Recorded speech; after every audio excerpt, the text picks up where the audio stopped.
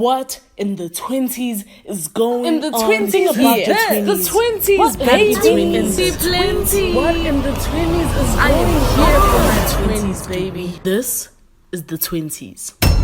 Welcome back to the podcast. I'm your host, Zamam Kize, and this is What in the 20s, a podcast where you listen to me grow through its baby. On this episode, we're going to be having a little meeting, with the empaths. This is like an empaths journal, essentially. And I wanted to talk about this because I'm seeing a recurring pattern and issue happening. And I'm just like, you know what, let's just talk about it. My mom is one of the biggest empaths I have ever met, biggest empaths I've ever met. And I still, to this day, I've never met anyone quite as empathetic as her, and oftentimes to her own detriment. It was it was very interesting to observe and see and be around that, right? Because it also influenced a lot of the virtues and the principles we had in the household about how we should respond and be around people and respond to people's hardships or whatever they're going through or whatever it is. It's just like growing up in a household where, my brother is also a really big empath and stuff like that. So growing up in a household where this was kind of the norm, I naturally also kind of like fell into that, just being able to always be understanding, extend kindness, even when you were being inconvenienced or whatever it is. It's like this idea that you need to walk in somebody else's shoe, or you need to just have grace always, or you need to just be able to see where someone's coming from or relate to someone and console someone and do something if somebody was going through something. It's just I guess expanding your emotional realm to anyone and everyone, even strangers and all the rest, because it's just people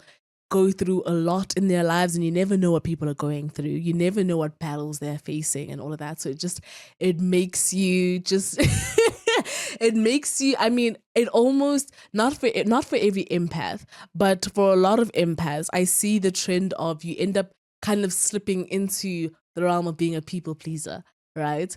Because you constantly just keep wanting to see the best in someone, even though you might not necessarily understand what's going on, or you feel like they did you wrong or whatever. Because you're so empathetic, you try and view their situation and see why they responded like this, why they acted like this, why they did you like that or said that, and da. Like, you just keep trying to reason the way that someone is because of their circumstances, because of how they grew up, their backgrounds and all the rest. And I think you just become very sensitive, right? You become very emotionally sensitive to yourself and your emotions, to the people around you.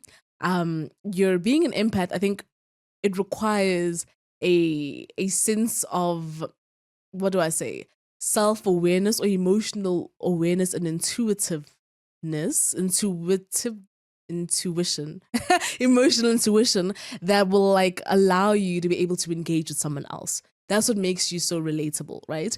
Being an empath or being able to see someone, it requires you to be so emotionally in depth that you're able to see and understand why someone is experiencing something, why they're feeling this way, and be able to extend compassion in moments like that and humanity in moments like that. I think humanity is being able to see the humanness in someone, even if they're flawed, even if they make mistakes, even if they come up short or whatever, because you recognize that they're human, you're comfortable, or you're a bit more at ease with whatever happens, because you don't judge them based on some standard of perfectionism, but based on understanding that inherently all human beings are flawed. And I think that when you are an empath, like these virtues, right, of being patient, of being understanding, sometimes understanding to no end, right? You're just, whatever somebody says, you just find a way to justify, you know what I'm saying?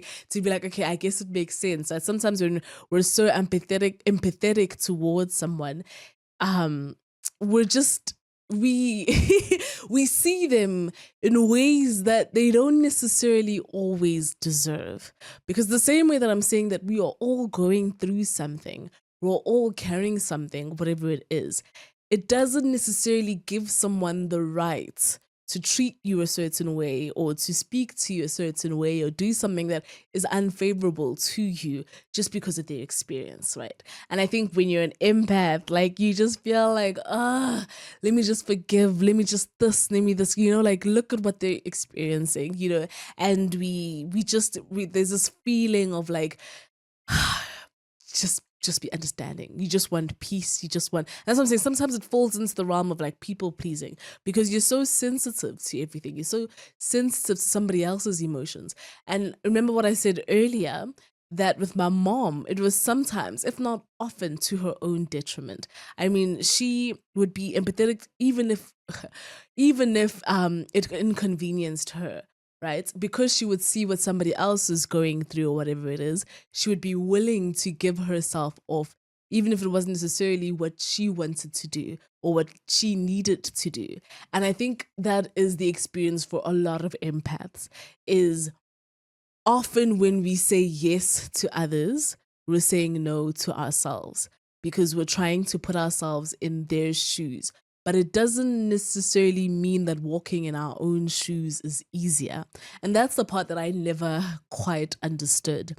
And I think slowly but surely it began my transition, into not being, I don't want to say not being so much of an empath, but being less of a people pleaser and using the fact that I'm empathetic to validate that experience. And that transition was kind of tough because I started to have boundaries. I started having to teach myself and practice how to say no.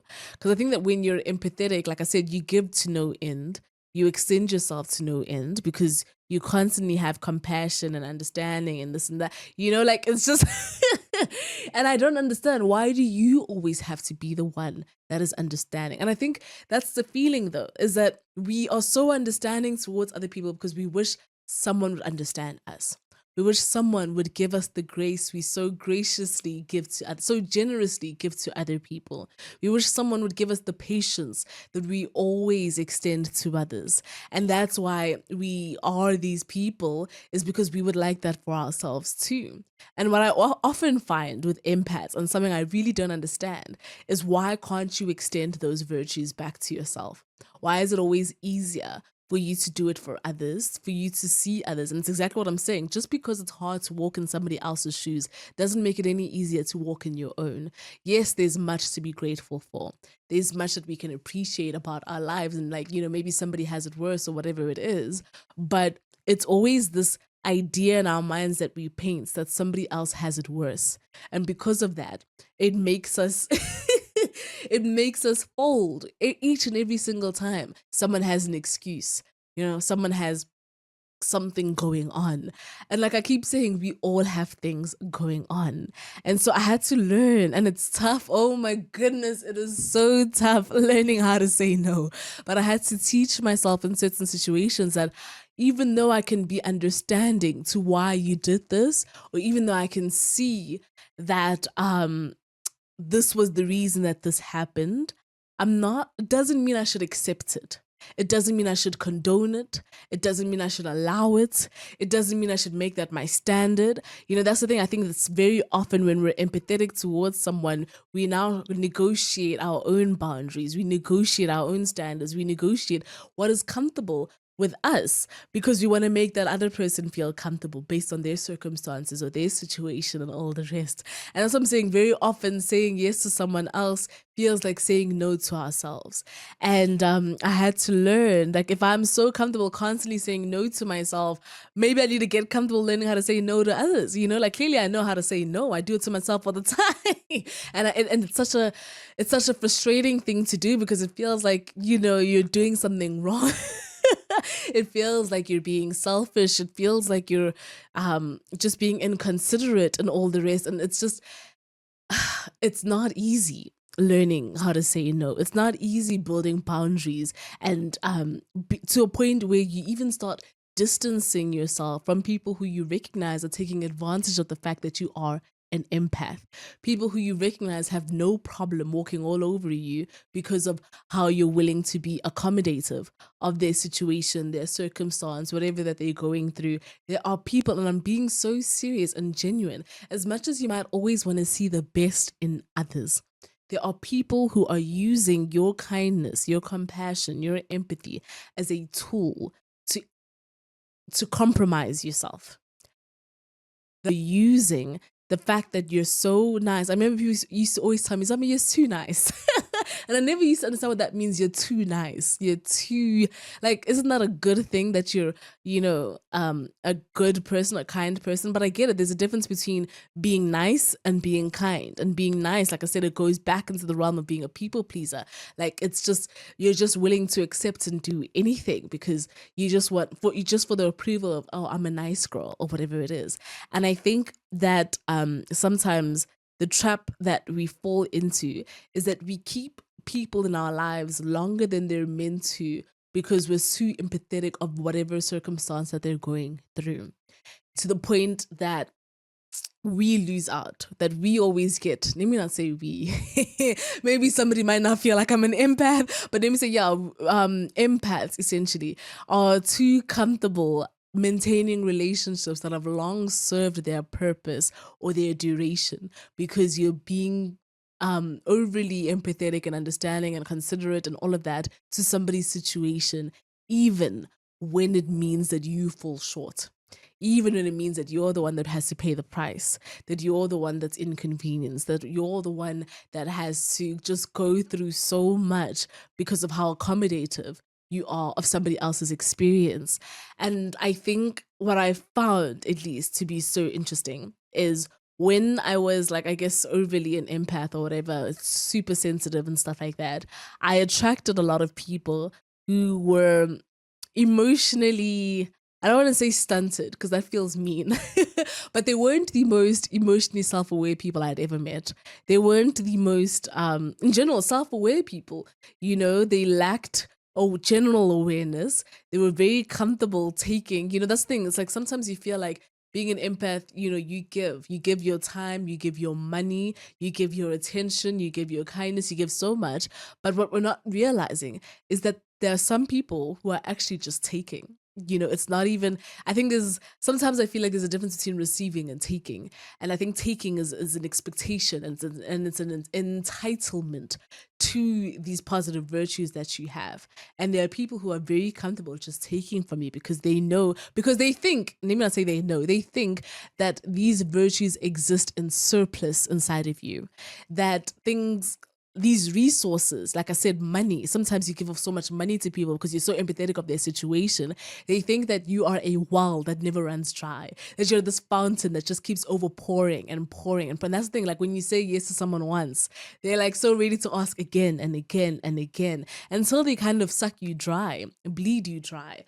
And it's like you keep wanting to hold grace because this is what they're going through, this is what, all of that. But there are people genuinely who do not have the best intentions for you, that will constantly expect you to always carry the bill and pay and this and that, to expect you to always take them from one place to another place, to expect you to always be understanding if they're late, to expect you to always be just considerate and this and that. And I think that there's a difference between holding space for someone and then also just being a doormat for someone and letting them walk all over you. And I found it very interesting when I was an empath. That was constantly, surprisingly, the people I was surrounded by often were people who had no problem walking all over my boundaries because I had none, to be fair, I guess in all fairness. And the interesting part was when I started having boundaries, when I started standing up for myself, and I started saying no and all the rest, I started attracting a lot of empaths. A lot of the people around me are unbelievably empathetic. They are unbelievably just the most, I don't know, I can't explain to you all the times I've been shown or extended grace and peace and understanding and love and this and that towards me, ever since I started being just less, I don't want to say less sympathetic, I don't know, am I less of an empath? because I don't want that to be the case either. But I and that's what made me realize is like, why do these opposites constantly attract each other? Why is it that and I guess that's the thing. It's like people who are a bit hard headed and all the rest and stuff need people who are super considerate and understanding and stuff, so that it kind of like balances out and it makes them feel safe and seen and all the rest. But the problem with that is, when do you get to a place where you start introspecting and experiencing your growth if you're constantly around empaths who keep condoning your behavior, who keep accepting what you do, who keep making space for what you do? And that's what I'm saying. I think there's a difference. Like, there must be a way, the thin line between being an empath, you know, and being a people pleaser. Because I think it's an incredibly great thing to be an empath. I think it's important. In fact, I think that it's exactly the type of world that makes our world a better place. It's a kind of system. Empaths are the type of people who are able to, I guess, see the gap, right? They're able to notice when something is wrong or off or whatever. They're able to represent the marginalized. I think very often, if we keep thinking about the general group or the big group or whatever it is, we miss out on our blind spots. And empaths, because of their ability to relate to people, to see people, understand people, accept people, they're able to represent those who aren't often seen. They're able to see when there's a gap in our laws, in our systems. Empaths are exactly the kind of people that make this world a better place, a safer place, a more conducive and productive space. Empaths are exactly the type of people who you want representing you in meetings, in class meetings, whatever, in leadership. You want your leaders to be empaths, because those are the type of people who are going to choose you, who are going to see you and understand what it is that you're going through. Understand that when you're complaining about this, I mean, someone who is not an empath will constantly only look at the bottom line. Their concern will always be for what's in it for the economy, what's in it for me, what's in it for that, is it serving the business and all the rest. But I think an empath will be able, I mean, that's why we have human relations, right? HR, yeah, and stuff like that. It's like, you need an empath to be able to understand your struggles. You need an empath to be able to listen to you when you're complaining about something, when there's something that is upsetting you, when there's something that's wrong, when there's something that is like a mistreatment in the workspace, in whatever space that you're in, you know what I'm saying? And it's only an empath who will be able to stand up for you and do something about it. Someone who is not an empath, they'll literally be like, well, why are you telling me? This is a workplace. We're coming here to work. Why is that an issue to me? I'm not the one being implicated in this. I'm not the one being affected by what's going on with you. What you're doing or what you're experiencing, in fact, is an inconvenience for the business, for the office space, for the family, for whatever friendship group or whatever it is. But it takes an empath to recognize you and validate you and confirm that you're not crazy, confirm that you're not overreacting, confirm that you're not dramatic. It takes an empath to be able to reason with you. And I think, I don't want my message today to be about, like, to tell you to stop being an empath. Absolutely not. In fact, I would encourage more empaths in the world. But what I'm saying is, you do need to be able to stand up for yourself. You do need to be able to show up for yourself. You can still maintain boundaries even while still being an empath. And that's what I'm saying. Just because you may see where someone is coming from, you may walk in their shoes, doesn't mean you have to accept that treatment, tolerate it, allow it, welcome it, invite it, right? Because that's what we do. Every time we say it's okay, we're basically saying, like, yeah, do it again. Like, it's fine. What we're saying is, there are no consequences for your actions. There are no consequences for whatever it is, because I'm so understanding of what you're going through. And I think that's what I'm saying. The opposite end of it could be a problem. Everything exists on a spectrum, right? And I don't want you to get to a side where you're overly sensitive to everything, that there's nothing left, little to nothing left for you, that you give so much and extend so much out of you that you don't get to experience you the way everybody else gets to, that you don't get to experience the love that you so generously and graciously pour into others, because you give so much of it that there's only this much, if any at all, left for you to pour back into yourself. I don't ever want that to be the case for you. And I get that it's hard. And that's what I'm saying. Like, when you start having things like boundaries or saying no, whatever, it starts to feel like you're the bad person, like you're inconsiderate, like there's something wrong with you, like, you know, all of these things start flooding our mind, and it's like a shock to your nervous system, because you've never had to do that, right? People always expect you, and that's what I'm saying, it almost forms like an entitlement. People expect you to just extend grace. People expect you to just understand, to just accept, to just be like, okay, you know what, this person has this and this going on, fine. But I think that you are allowed to communicate what you are willing to allow and what you aren't. You are, surely you should be allowed to be able to say that, just even though you're going through this, let's come up with a working solution where we can meet each other halfway. And that's what I talk about being able to extend humanity to someone. How can we come to a mutual agreement, a mutual understanding where it works for both of us, rather than a self-sacrifice that it just works for you, you know? Because leaving yourself compromised isn't nice. It's not good, it's not healthy. In the long run, you'll end up resenting the person. You know, in the long run, you'll end up hating your friends, hating your family members, hating your boss, hating whoever, you know.